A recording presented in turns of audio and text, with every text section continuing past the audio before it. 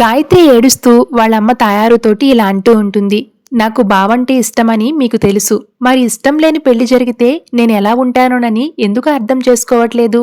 ఎక్కడో ఎడారి ఒంటిని తీసుకుని వచ్చి నాకు ఎందుకు కట్టబట్టాలని చూస్తున్నారు?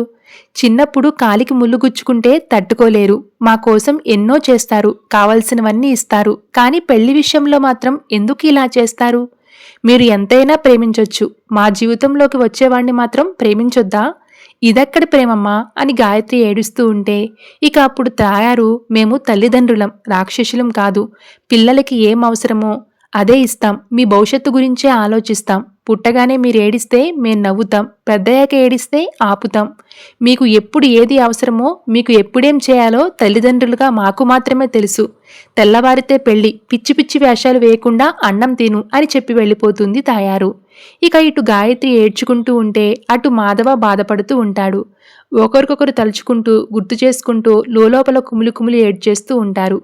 ఇక అర్ధరాత్రి మళ్ళీ గాయత్రి మాధవ వాళ్ళ ఇంటికి వచ్చేస్తుంది. అలా గాయత్రి రావడంతో కేశవ ఫైర్ అవుతాడు. పెళ్ళి అంటావు, వద్దని అంటావు, ఇష్టమని అంటావు, మళ్ళీ లేదంటావు. అసలు నువ్వేమనుకుంటున్నావు అని గాయత్రిని కేశవ తిడుతూ ఉంటాడు. ఇక అప్పుడే అక్కడికి వచ్చి నారాయణ, ఎంగేజ్మెంట్ రింగ్ తొడిగించుకున్నావు, ఏ మొహం పెట్టుకుని ఇక్కడికి వచ్చావే, సిగ్గులేదా అని నారాయణ కూడా తిడుతూ ఉంటాడు.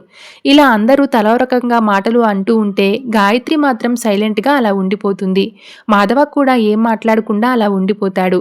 ఇక అప్కమింగ్ ఎపిసోడ్లో మాధవ పెళ్లి బట్టలు కట్టుకుని ఇక వాళ్ళింట్లోనే గాయత్రికి తాళి కట్టబడుతూ ఉంటాడు వాళ్ళ తమ్ముళ్ళ సమక్షంలో. ఇంతలో తాయారు వాళ్ళు అక్కడికి ఎంట్రీ ఇస్తారు. ఇక వాళ్ళ ఎంట్రీ చూసి ఇంట్లో వాళ్ళంతా కూడా ఒక్కసారిగా షాక్ అవుతారు.